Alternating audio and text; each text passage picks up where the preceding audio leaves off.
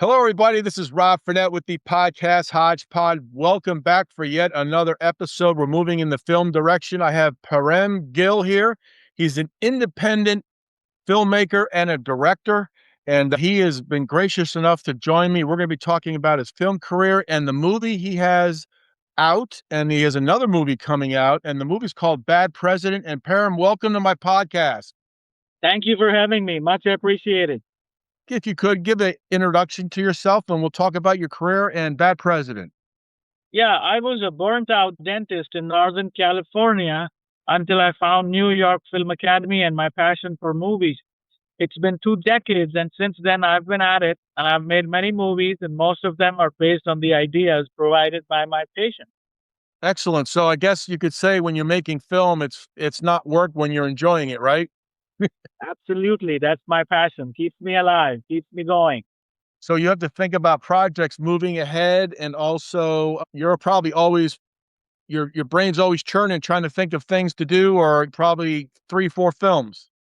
Yeah, I juggle on an average 4 to 5 projects at the same time because with independent film, certain projects they come to fruition, some don't, and so it's a struggle always. I've talked to a lot of independent filmmakers on my podcast, and it's totally different than what the Hollywood version is. So, what's different in your estimation with independent filmmaking versus the Hollywood? I know the budget and the move and the money, but what is it like for an independent filmmaker? It's extremely difficult. I mean, you really need to believe in something to create it, and then comes the struggle to finance it. And for indie movies which are based on politics or difficult subjects, there is no financing that is forthcoming. So most of the times we end up financing it ourselves or with friends and family. And then comes the bigger challenge of casting these movies, and then finally finding distribution. So you said casting, distribution, and also directing. You're starting from pretty much the bottom and then branching out to all these facets that you have to do to make a movie, right? You're starting from the bottom. Yeah, it's a lot of work. Directing is a lot of work. It's not for the weak of the heart. It's not like, hey, I'm just going to be on the set and I'm going to say action and cut. It's nothing like that. Yeah, I can imagine. The directors I've spoken to said it's very immersive, it's very detailed. You have to worry about caterers, you have to worry about background actors. I learned a lot about background actors and since I've been doing this podcast, how important they are for films. So talk about your career like when you first started, and then we'll talk about Bad President because you said you've been doing this now almost 20 years. So what has it been like? And talk about some of the movies you've done. Yeah, I was just like I said, a burnt out dentist working on a veteran, and he had just come back from Iraq, and he was talking about his experience, and he said, somebody should do something about it. Something should make a movie about it. I said, well, I never done anything like that, but let me give it a shot.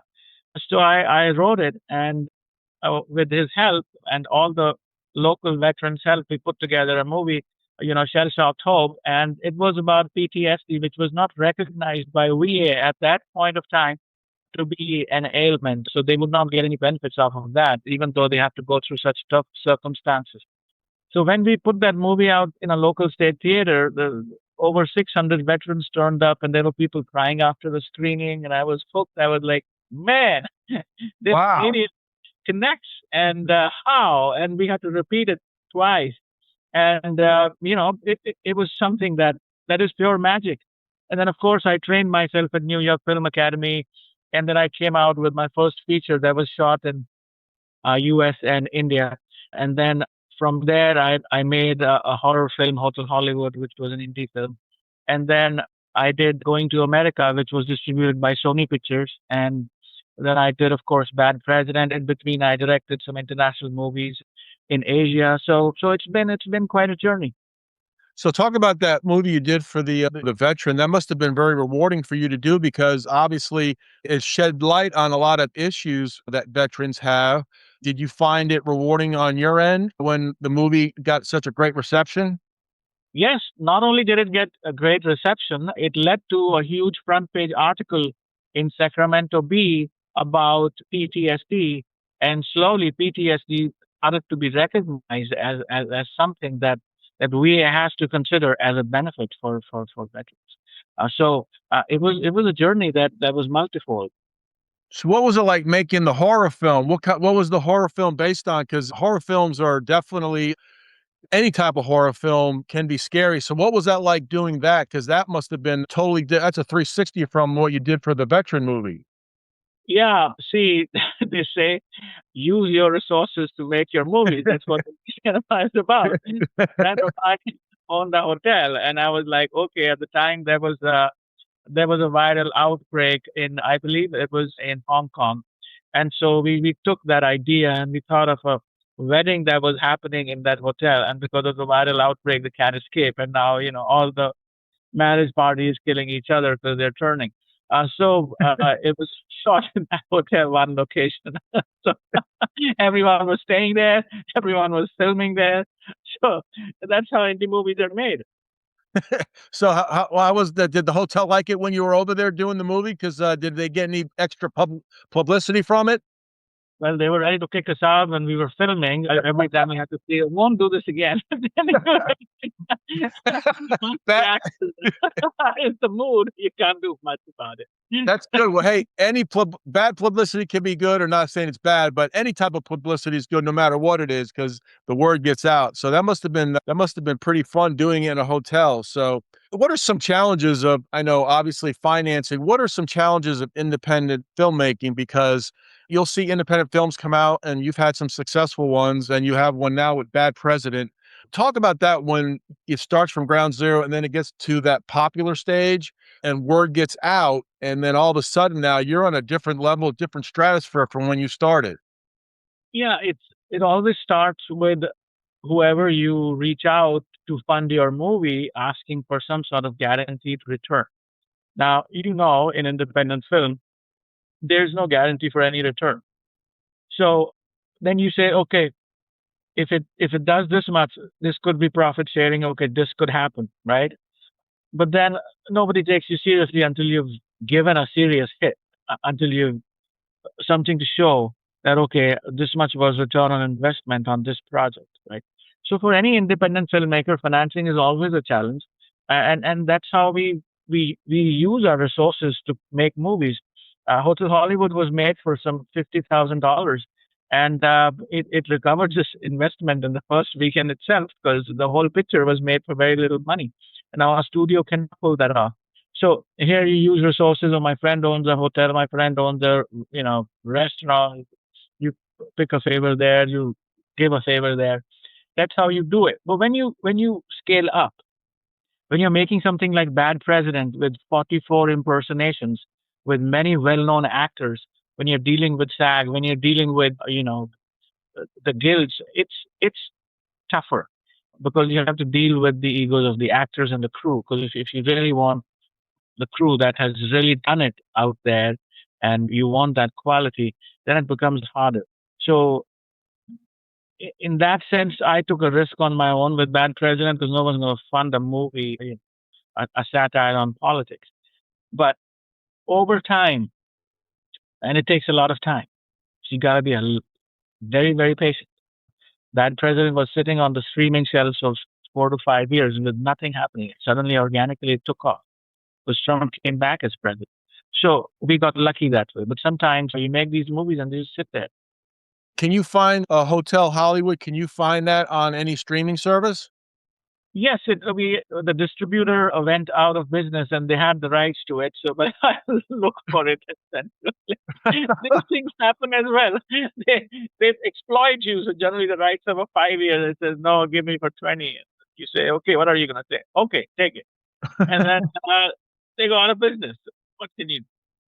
I've talked to directors on my podcast, and we've talked about like the importance of film, any film that's made, and when you look at the final product, everybody who has a role in the film behind the scenes, in front of the camera, it's pretty much a team effort. So if that chemistry is there, then the final product is definitely elevated. Do you think that's true? Absolutely, filmmaking is not a one man's journey or a one man army. Filmmaking it entails a lot of people to come together and collaborate.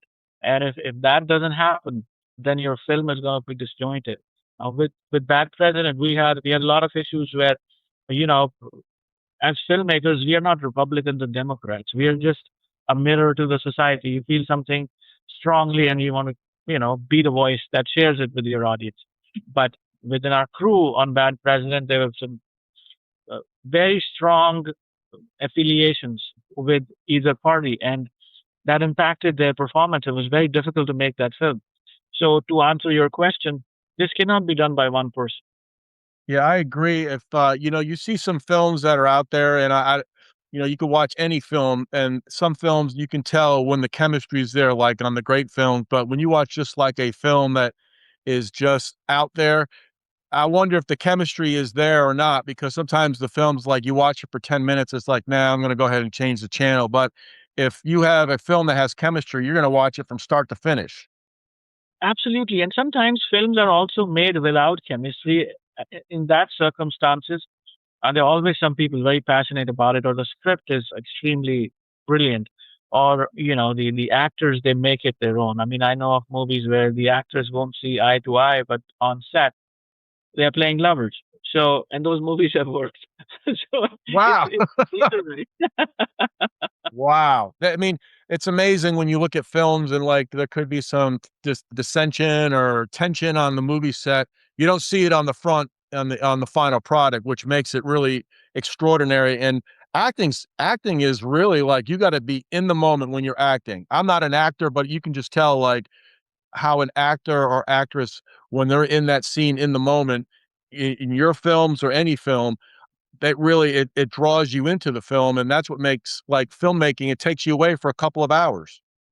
Yeah, 90% of directing is casting.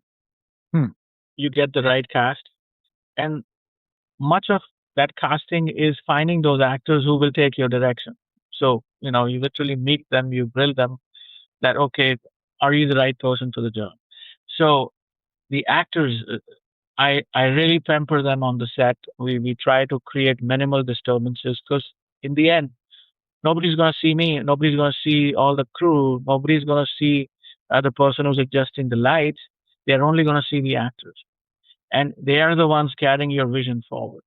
So I give a lot of importance to my actors on set to the point that they feel comfortable and are able to do what they are supposed to do. interesting. One thing I have found out while, having, talking film is how important, I never thought of it, background actors. All these years I've watched movies and you see people in the background, kinda just take it for granted, but background actors are vitally important to any film as well because that pretty much sets the scene. Yeah, yeah, absolutely. I remember shooting this picture going to America with Eddie Griffin and Josh Myers, and it was set in a mental institution. So now you have all these background actors, which essentially establish the mental institution.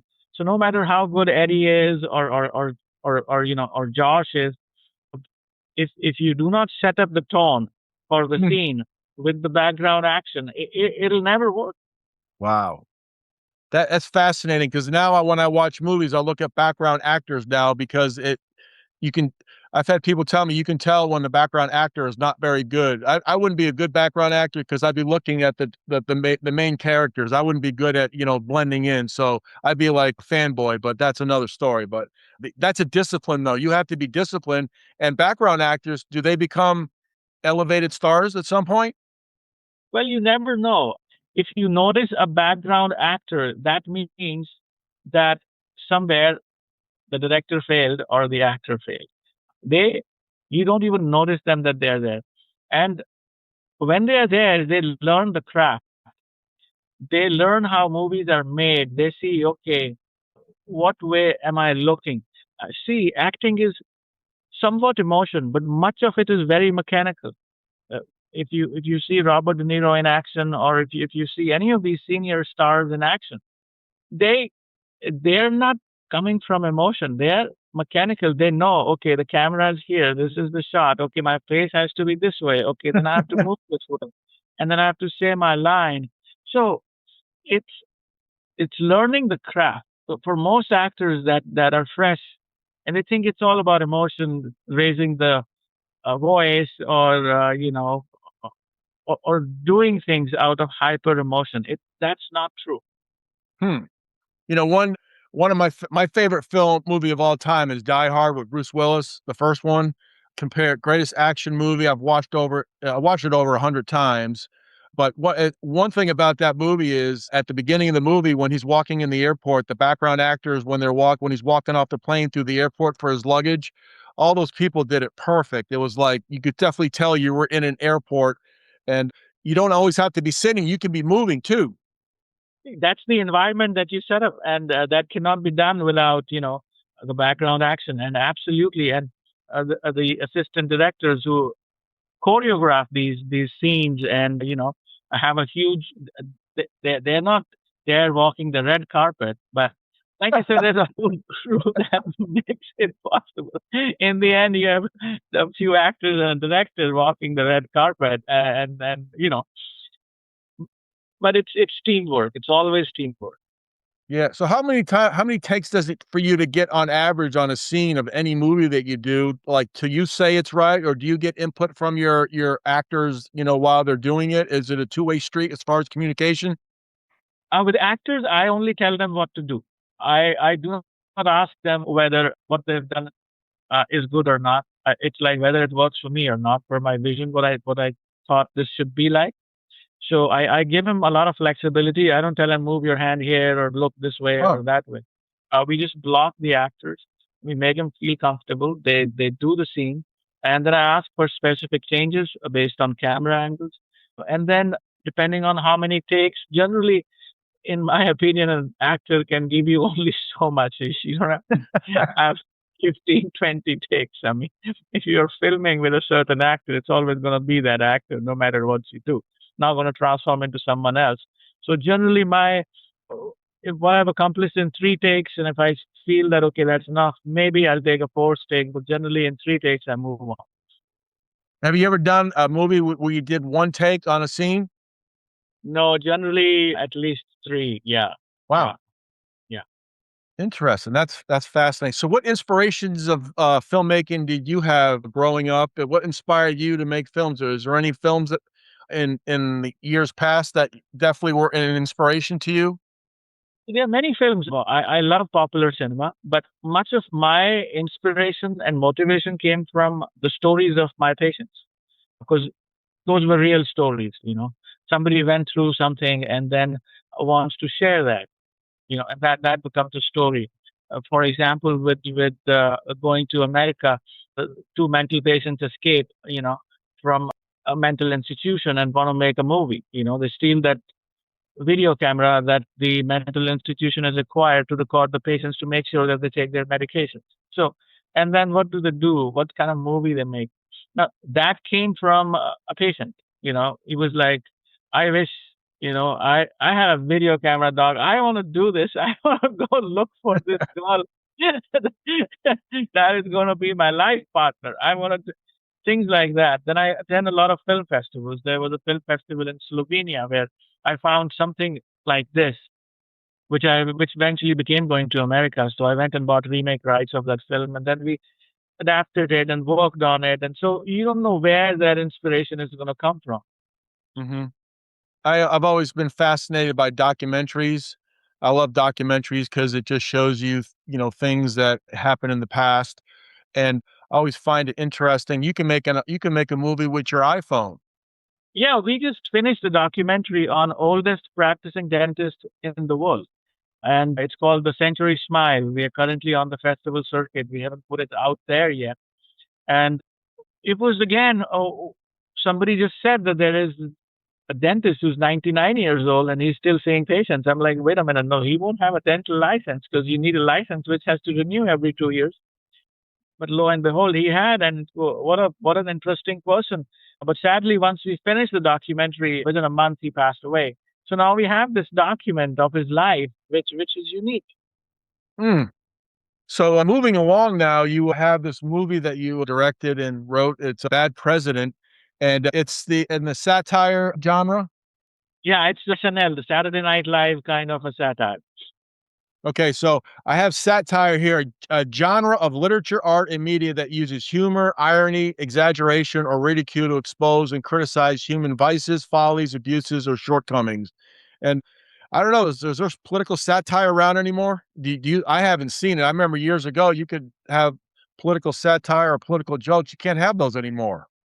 Leave aside a political satire, you can't even have a dinner conversation around politics anymore without everybody pulling out knives to stab you in the back or the front.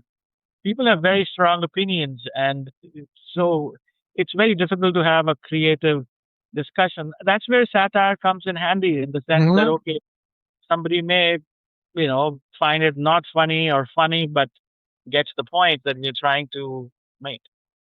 Yeah, I think satire can help loosen people up. I don't know, that's just my opinion.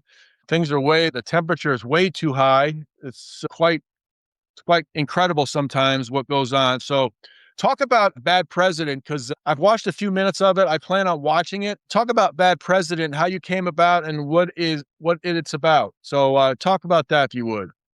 See, when Trump was installed as the president of United States, I felt that he will be a very poor role model and will generate copycat leaders across the world. This wasn't about Republicans or Democrats. I felt this is not good for Republican Party or Democrat Party because he's going to run the country like a reality show.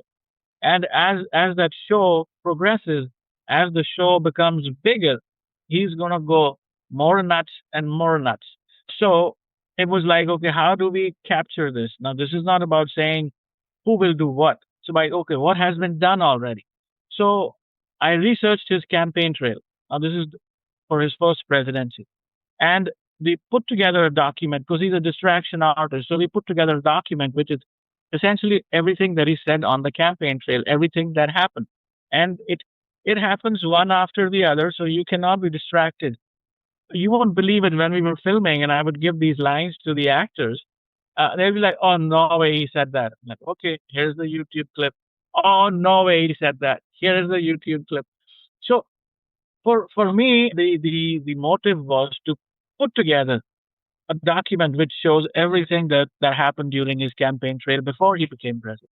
And of course, you create a fictional story or a fantasy story around it to make it, entertaining. That's what it was about.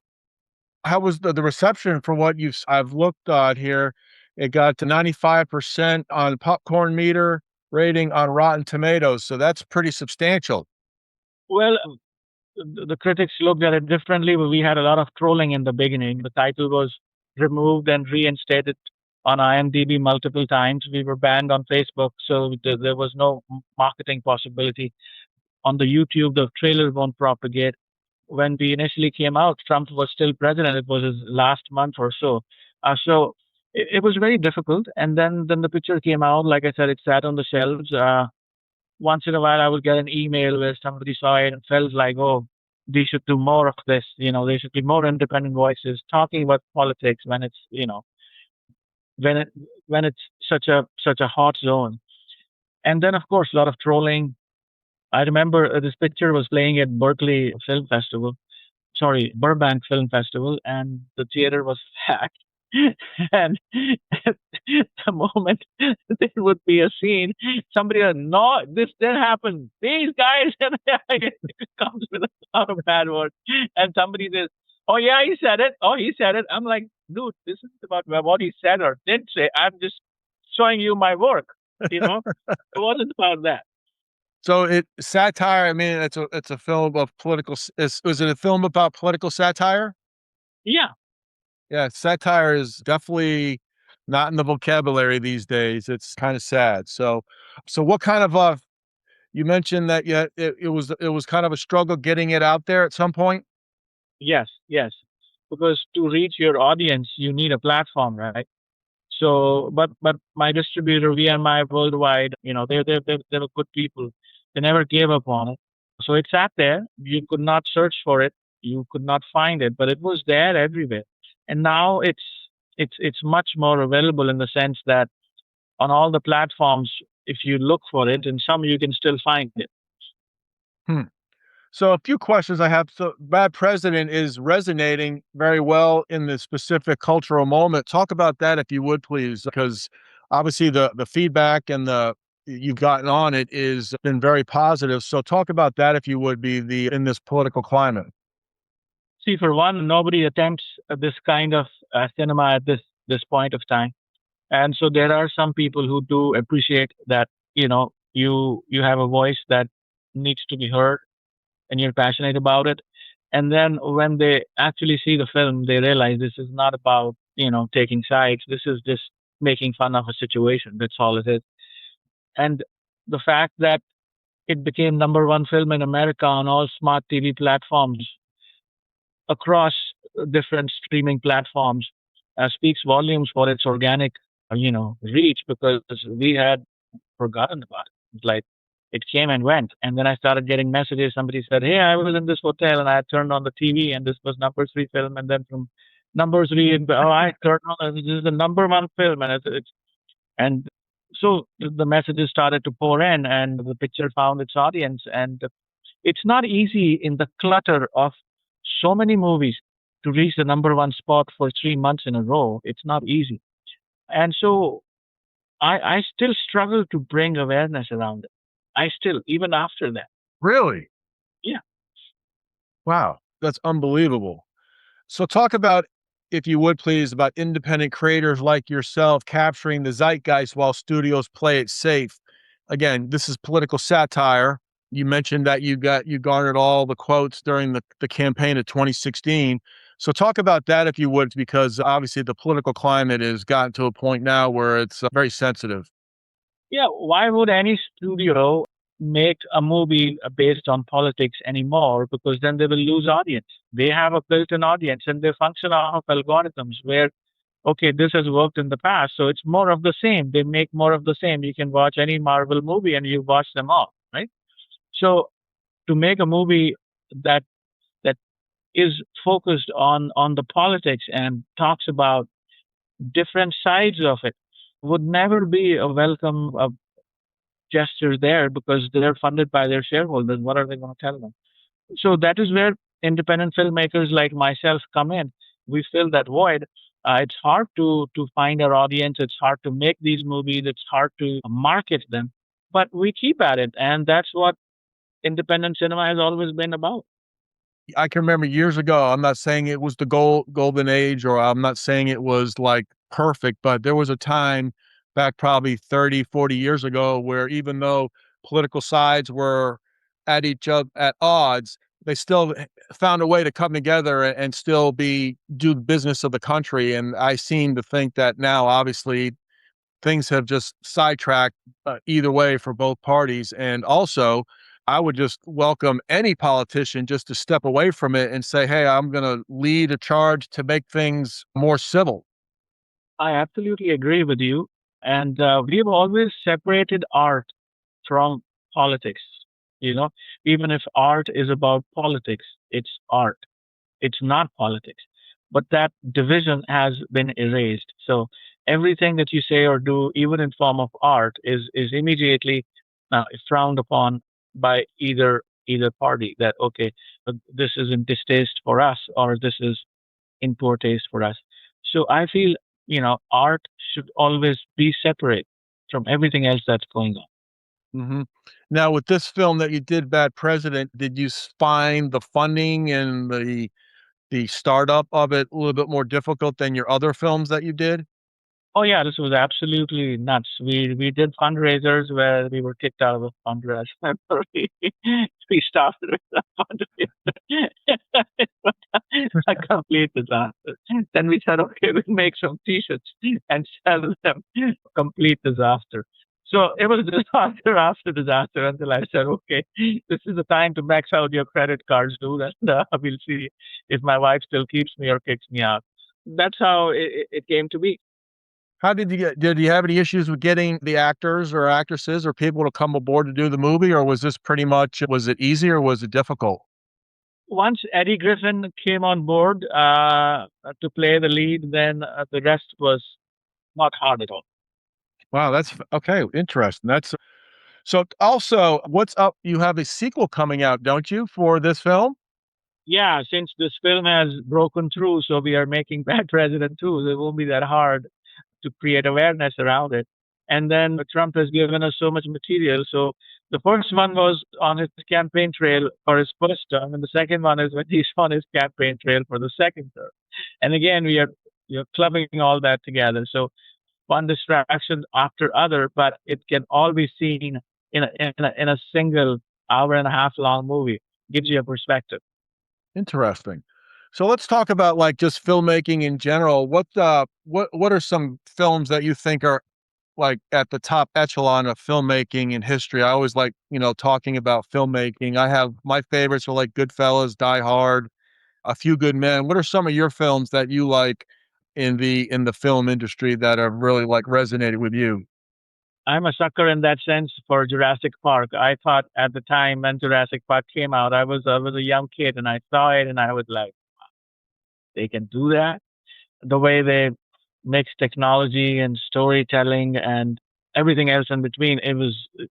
I don't think it had been done until then, and I don't think it has been done after. Of course, they make these sequels and more of the same, but that was a benchmark that if somebody can pull that off, that's amazing. And of course, there's a list of many other movies that over the years I've appreciated. One thing about Jurassic Park that was in 1993 or 1994, the scene that really like endears me, that scared the heck out of me, was the one when they were in the car with the flashlight and the T-Rex was looking inside the car. That was unbelievable. And that movie still holds up today.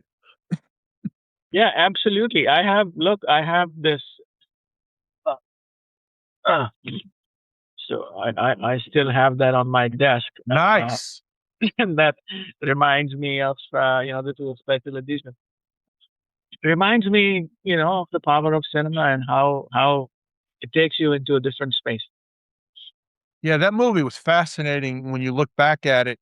It still holds up today. Another one I've talked about on my podcast with other filmmakers in the industry and actors is Terminator 2, how that really is still can hold up today with the liquefied T-1000, how that was put into effect in 1991 if I remember correct. Yeah, 1991. Those two movies, like you said, Jurassic Park was just off the chain, and then obviously Terminator 2. So you look at movies now, a lot of it's graphics and AI generated some parts and things of that, but that was really like get down and dirty scene making back in those days with Jurassic Park and Terminator 2. Yeah, those were incredible films for their times, and even today they hold up. Yeah. What was your favorite scene in Jurassic Park? Because mine was the T-Rex looking inside the car with the flashlight. That was unbelievable. No, it was the guy using the restroom, and Yeah, I forgot about that. I forgot about that, and I remember, was it Wayne Knight lost his glasses and with the Barbasol can, and he was trying to fumbling in the stream? That was another great part too. that was a standout thing. Yeah, That was amazing. But what is there any other films that stand out for you when you look back at the history of filmmaking? there are many. There's Shawshank Redemption, which was again a slow burn, and I love that. It's see everything. Every movie that I've loved is somewhat an underdog story, Mhm. right? And it's in different formats. To me, even Jurassic Park is an underdog story. So it's how people against all odds are able to accomplish things which at the given period of time are extremely difficult or impossible to achieve. Those are the movies that I really dig. There's so many of them. And you when talk about filming like the underdog, that it wouldn't be a movie if you didn't have like like ET, like the children against the government back in ET. It was just the children on the bikes and they outdid the government and all these adult men, all these adults and all these agencies.